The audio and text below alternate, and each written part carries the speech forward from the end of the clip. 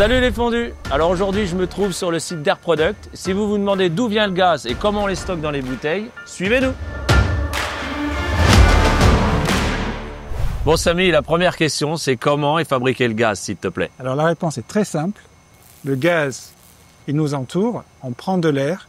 Les phases de l'air, c'est l'azote à 78%, l'oxygène 21%, l'argon 1%.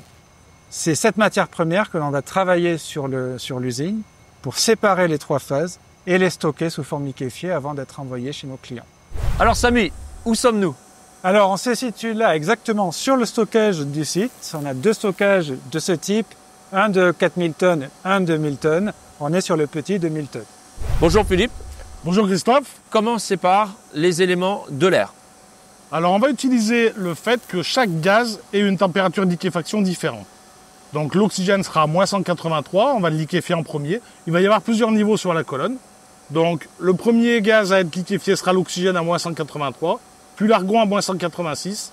Et on liquéfiera l'azote avec un autre principe, puisqu'on va le comprimer puis le détendre pour le refroidir. On n'a rien sur site qui soit suffisamment froid pour le liquéfier par échange. Le CO2, ça se passe comment chez vous? Le CO2, c'est notre ennemi. On essaie de s'en débarrasser, on s'en débarrasse dans les tamis moléculaires, au même titre que l'humidité, puisque si on venait à refroidir trop du CO2 ou de l'eau, ça les cristalliserait, ça nous boucherait toutes les prises d'impulsion de l'usine. En clair, l'humidité et le CO2, vous en voulez pas? On n'en veut absolument pas. Samy, l'IDA, ça représente combien de personnes? Alors le site regroupe 80 personnes, 4 personnes pour la production simplement. Et en termes de production, ça représente quoi au niveau tonnes? La production, effectivement, on raisonne en tonnage quotidien. On produit entre 600 et 650 tonnes de gaz liquéfié par jour. Tout gaz confondu, azote, oxygène, argon, dans les proportions de celles de l'air, qui sont stockés dans les réservoirs derrière vous. Ça représente combien de camions par jour? En effet, le nombre de camions qui sortent du site au quotidien, c'est entre 30 et 40 semi-remorques qui vont sortir pour approvisionner les clients dans un large quart sud-est de la France. Les gaz que propose Air Product sont principalement utilisés pour l'industrie? Alors oui, effectivement, les gaz liquéfiés qui sortent du site sont envoyés généralement et principalement en industrie, mais pas que, puisque les hôpitaux également, par exemple l'oxygène médical, utilisent ces gaz médicaux cette fois-ci. Eh ben merci Samy, puis on va aller voir tout ça. Donc là Philippe, toute la matière première passe par là. Tout à fait. L'air va être nettoyé dans ce filtre, donc on va enlever les plus grosses poussières avant de l'envoyer dans le compresseur, puis vers le système. Prochaine étape, le nettoyage. Tout à fait. L'air qu'on a comprimé est envoyé dans ces gamelles. Dans ces tamis, on enlèvera toutes les molécules d'humidité, de CO2, les hydrocarbures, pour nettoyer l'air et ne pas aller boucher nos prises d'impulsion. L'air va ensuite être refroidi, injecté dans la colonne de distillation. De la colonne, on enverra l'oxygène et l'argon directement au stockage et l'azote gazeux vers la partie liquéfacteur. En clair, si je résume, tu enlèves les plus grosses impuretés, ce qui nuit le plus au circuit pour l'étape suivante. Exactement. L'humidité et le CO2, comme on l'a dit, sont nos ennemis. Si on les refroidit, elles vont cristalliser et nous boucher toutes les prises d'impulsion. Alors ici, on arrive à la fin du processus. On a d'abord liquéfié l'oxygène et l'argon dans la colonne de distillation. Ici, on va liquéfier l'azote. Donc on va d'abord le comprimer à 70 bars, puis le détendre, le rendre liquide et l'envoyer au stockage. Donc nous, les flexibles sont sur un support. Et vous voyez, il y a une marque sur le flexible. On a la même marque sur le support. Quand les deux triangles sont là en face de l'autre, c'est qu'on peut les désaccoupler. D'accord. Et là, du coup, on vient le mettre en face. Et après, on peut serrer le flexible. Et ça met combien de temps pour charger à peu près? Bon, on va dire une cinquantaine de minutes à peu près. D'accord. C'est à peu près la moyenne. Et la contenance des camions, c'est toujours les mêmes? Non, si vous voulez, là, on a 27 tonnes d'azote. Sur le camion qui se trouve à côté de moi, c'est un 23 tonnes d'azote. Donc nous, ce qu'on appelle ces cisternes, comme c'est des grandes citernes, on appelle ça des citernes jumbo. Et celles-là, on appelle ça des citernes larges parce qu'elles sont larges, mais elles sont plus courtes. Ah d'accord. C'est pour les clients où les accès sont un peu plus compliqués. Et là, vous allez où, vous? Ah, nous, on va à Saint-Auban-Arkema, donc du coup, on va monter les Alpes. D'accord. On va aller se promener, on va aller chercher le soleil. Merci Jean-Paul. Je vous en prie, bonne journée.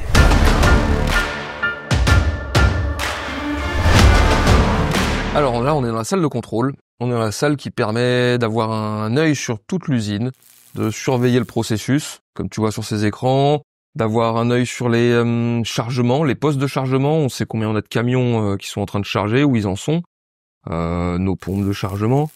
En fait, c'est ici qu'on paramètre l'usine, qu'on vérifie que les paramètres soient bons, que les stocks soient pas trop bas, trop hauts. C'est une grosse surveillance en fait. Totale, complète, H24. Là, je m'aperçois, c'est la colonne principale par exemple à l'écran. C'est ça, on est sur la colonne de distillation cryogénique, la plus grande que vous avez sûrement vue dehors. On peut pas la louper. Et on voit qu'effectivement, les chiffres bougent pas, il y a rien qui clignote, donc y a pas pour d'anomalie. nous c'est bon signe. Pour nous, ça veut dire que ça tourne bien. Tout est ok, c'est une voilà. bonne journée quoi. Exactement. Bah écoute, merci Brice. Bon les fondus, nous voici sur le deuxième site, le site de remplissage des bouteilles. Alors là, je pense que ça va parler à pas mal de personnes, surtout aux soudeurs. Mais pour ça, j'ai besoin d'une personne qui connaît parfaitement son sujet, c'est Jérémy. Bonjour Christophe. Est-ce que tu peux te présenter? Bien sûr. Jérémy, je suis le responsable de la supply chain au niveau national chez Air Product, de la prise de commande jusqu'à la livraison client, en passant par les 7 usines de production. On a pas mal de choses à se dire, je crois. Je pense, ouais. Alors Jérémy, quand le camion arrive, qu'est-ce qui se passe? Alors le camion se gare ici, le conducteur ouvre son rayon arrière, connecte son flexible, d'accord? Donc son flexible est connecté ici, à cet endroit-là. Il ouvre toutes les vannes, il regarde son niveau à la jauge là-bas du réservoir, et donc il fait monter en pression sa citerne et il dépote le liquide en fait dans le réservoir. L'opération dure combien de temps avec le camion? Faut compter 3/4 d'heure, 1 heure à peu près. D'accord. Donc là on arrive effectivement sur la partie process de remplissage à proprement parler. Donc on vient soutirer le liquide en fait via le tuyau du bas qui va jusqu'à la pompe, via une pompe à piston. Donc le liquide passe par la tuyauterie qui est en contrebas là, derrière. La pompe se met en service, elle renvoie le liquide en fait via cette tuyauterie que tu vois qui est givrée, avec un amortisseur que tu peux voir au milieu pour éviter les coups de bélier. Pourquoi ça fait de la glace? Alors en fait, le principe du liquide, le liquide est contenu à moins 180 degrés dans le réservoir. Donc le réservoir est isolé double pot. On a aussi un petit peu de calorifuge sur la partie tuyauterie. Et dès qu'on est directement à l'extérieur, avec la différence de température entre l'air ambiant, le métal et le liquide à l'intérieur, on a toute l'humidité qui vient se fixer sur la tuyauterie. Hiver comme été, t'as toujours de la glace. Ouais. Jérémy, c'est quoi le comportement du gaz avec le vapeau? Alors, ce qu'il faut savoir, c'est que dans les gaz, en fait, quand on passe de l'état liquide à l'état gazeux, le volume en fait du liquide s'expand à 800 fois son volume en gaz. Donc, effectivement, on monte en pression et on a beaucoup plus de volume de gaz qu'on va après comprimer dans le centre remplisseur. D'accord.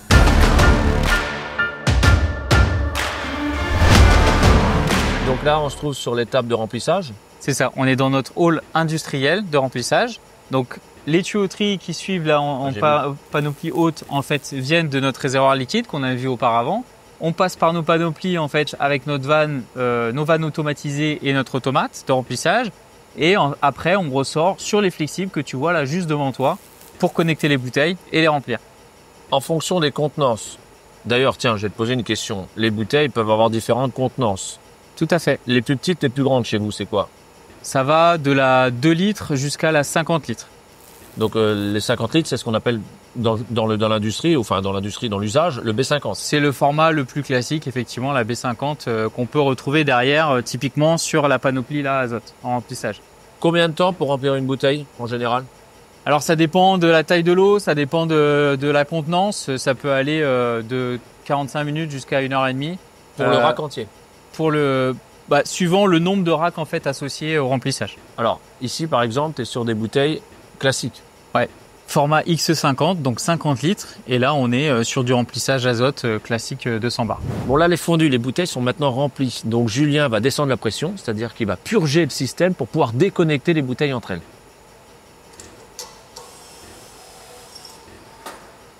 Viens avec moi. Et ça, les fondus, vous avez reconnu ça? Là, on est sur des bouteilles intégrales, je connais bien, je les utilise. Est-ce que tu peux m'expliquer un petit peu la différence qu'il y a avec les bouteilles traditionnelles, les bouteilles classiques? Alors effectivement, celles-ci, elles sont à 300 bars et en fait, il y a une vanne avec un mano détendeur intégré. C'est quoi le principe de 300 bars? C'est qu'en clair, tu as une bouteille plus petite avec une même contenance? En fait, la pression étant plus importante, ton volume de gaz à l'intérieur est beaucoup plus important et donc ça donne une autonomie plus importante de la bouteille. Petite question, combien de pression maxi peut supporter une bouteille? Alors c'est 1,5 fois la pression de service. C'est-à-dire, pour celle-ci, 450 bars. 450 bars. Je pense que c'est des racks, c'est ça? Ouais, tout à fait, les racks Donc, d'emplissage, ouais. Tu fais combien de bouteilles en tout là? Et ben là, tu fais 4 x 16, 64. 64. 64 bouteilles qui sont remplies À 300 bars. à 300 En bars. format 30 litres, avec les fameuses vannes Mano intégrées. Et du coup, maintenant, elles sont prêtes à l'emploi. Elles sont remplies, elles sont prêtes. Et il faut qu'on discute aussi de l'étape de vérification avant de remplir. Donc maintenant, je vais t'emmener sur le parc pour te montrer la zone de tri. Et bah allez, on y va, c'est parti. Allez. Donc Christophe, ici, on se situe sur la zone de tri. D'accord? Donc ça veut dire que tous les paniers, en fait, qui sont déchargés des camions avec les bouteilles qui reviennent de clientèle, arrivent ici. Et ensuite, un opérateur va dépalettiser toutes les bouteilles et va les ranger, en fait, par toutes sortes de gaz, de contenants, sur toutes les rangées que tu peux observer derrière. En clair, elles arrivent mélangées, il les remet dans l'ordre pour la vérification. Exactement. Donc, ça a deux intérêts. On prépare les paniers pour le remplissage et on vérifie chaque bouteille unitairement pour s'assurer que tous les contrôles sécurité sont bien faits. Jérémy, si on trouve une anomalie sur une bouteille de gaz, ça se passe comment? Alors, on l'isole. On a un centre, en fait, de maintenance spécialisé qui s'occupe de toutes les réparations et qui s'occupe aussi de maintenir nos bouteilles en état. Parce que c'est un équipement transportable, en fait, sous pression. Et donc, en fait, tous les 10 ans, en moyenne, on doit réprouver, c'est-à-dire retester les bouteilles à 1,5 fois la pression de service, comme on parlait tout à l'heure, pour s'assurer de l'intégrité mécanique de la bouteille. C'est ça, les collerettes? Alors les collerettes, c'est un petit mémo visuel en fait pour l'opérateur, parce que chaque code couleur correspond à une date en fait de retour et une périodicité pour réépreuve. On est d'accord que toutes les bouteilles, peu importe la contenance, appartiennent au gazier et elle doit être vérifiée. Tout à fait. C'est un élément de sécurité. Encore une fois, j'insiste, c'est un équipement transportable sous pression. Bon les fondus, je me trouve à côté d'Hervé. Bonjour Hervé. Salut Christophe. Bon Hervé, cette bouteille qui me paraît vide, qu'est-ce qu'elle a de particulier? Alors, elle n'est pas vide, elle est pleine. Elle est faite avec des matériaux composites, donc elle est beaucoup plus légère. Et à l'intérieur de cette bouteille, tu as 3 mètres cubes d'argon. Bon, et globalement, ça c'est fait pour partir un peu en mode chantier. Exactement. Ça te permet de le transporter plus facilement dans les camions. C'est ça, exactement. Alors il est évident que le gaz, c'est pas que le soudage. Ah non, le gaz c'est aussi pour gonfler des ballons par exemple. Comme le ballonium, l'hélium sert à faire gonfler des ballons. On a aussi des gaz alimentaires. Quand tu vas dans une grande surface, que tu achètes des produits en barquette, comme du taboulé, de la salade, de la viande, du fromage, eh bien dans la barquette, forcément, il y a un mélange de gaz pour protéger l'aliment en fait. Et c'est quoi qu'il y a dedans? Augmenter sa date limite de conservation. Alors c'est des mélanges, soit c'est de l'azote pur, soit c'est du CO2 pur, soit c'est des mélanges à base d'azote et de CO2. Ça dépend du produit en fait. Et il y a aussi les gaz médicaux. Et il y a également, bien évidemment, les gaz médicaux. Ce serait peut-être intéressant qu'on puisse y faire un tour. Avec plaisir.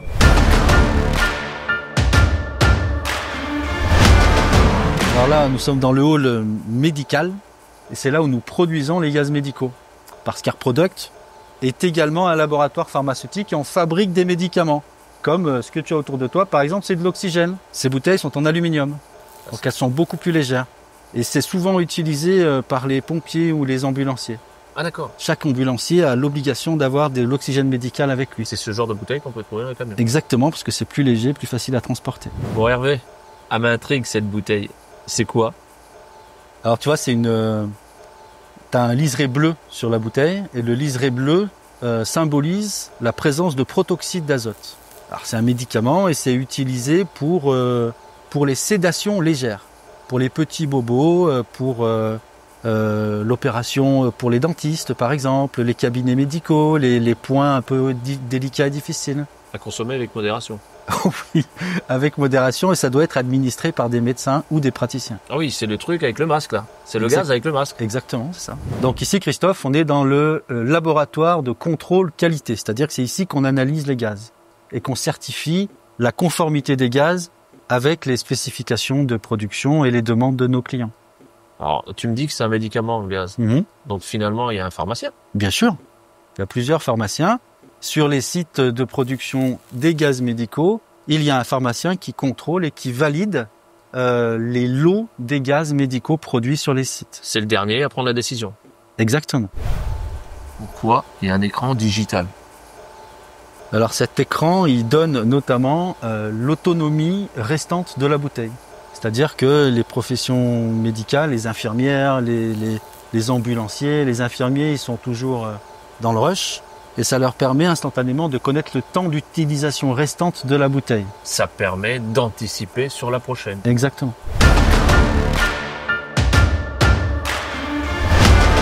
Tout à l'heure, on a parlé de la constitution avec le corps d'une bouteille, c'est le premier élément.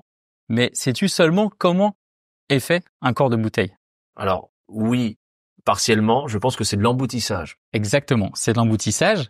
Et est-ce que tu connais la petite histoire? Pourquoi les anciens appelaient ça l'obus? En fait, les presses qui servaient à fabriquer les obus pendant la guerre ont été réutilisées par la suite pour faire des cylindres de gaz. Pour le remplissage, nous, effectivement, on garantit une pression de 200 bars à 15 degrés. Mais effectivement, la pression évolue en fonction de la température extérieure. J'ai déjà fait avoir là-dessus. Et voilà. Et donc, c'est important aussi par rapport au stockage parce que, en effet, si tu es exposé à la chaleur, tu as une pression qui augmente. Et en fonction du type de gaz, ça peut s'avérer dangereux, notamment sur l'acétylène. L'acétylène, en fait, il faut savoir que c'est un gaz très instable, en fait, et donc qui chauffe avec la température. Donc, il est constitué, en fait, à l'intérieur d'une masse poreuse. Donc, c'est très spécifique à l'acétylène. Ah ouais, toutes les bouteilles d'acétylène. Toutes les bouteilles d'acétylène. En fait, on rajoute un solvant qui sature en fait la masse poreuse pour stabiliser le gaz en fait, et ce solvant c'est l'acétone.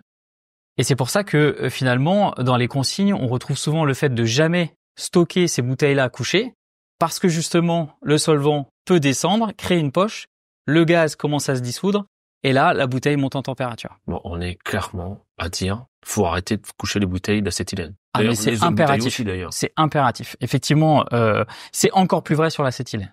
Est-ce que tu peux me dire la différence entre les deux têtes là? Alors là, tu as un robinet classique sur lequel il faut l'équiper en fait d'un détendeur. Et là, en fait, tu as le mano détendeur intégré directement dans la vanne. Donc, tu es capable de faire le réglage dessus et tu es prêt en fait directement à te connecter. Donc, ça c'est la prise raccord client. Et donc, tu viens directement te connecter, faire tes réglages et tu es prêt à utiliser la bouteille. Donc, là, on a un indicateur de pression. Ouais. Et là, c'est l'indicateur de pression d'utilisation. Exactement. Tu règles effectivement ta pression d'utilisation en fonction de ton besoin.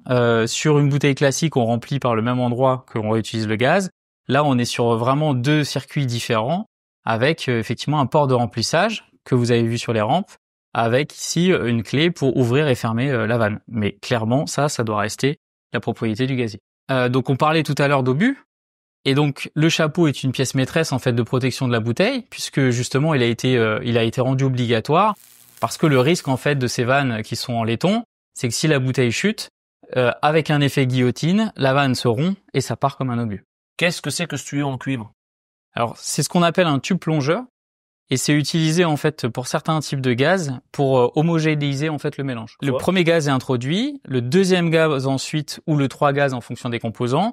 Et ça permet de repousser le gaz et en fait de faire monter la pression et de mélanger l'ensemble pour avoir un mélange homogène. D'accord. Dernière question, en termes de traçabilité des bouteilles, ça se passe comment?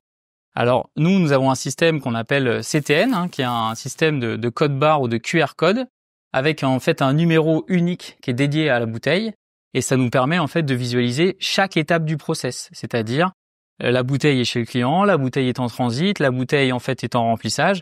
On sait exactement quelle étape de la production, du process, se trouve la bouteille. Bon bah voilà les fondus, la visite de Share Product est maintenant terminée. Je tiens évidemment à remercier toute l'équipe pour l'accueil que nous avons eu. On espère que cette vidéo vous aura donné satisfaction. Surtout, on n'oublie pas de checker la description. Et je vous dis à bientôt pour une nouvelle vidéo. Ciao!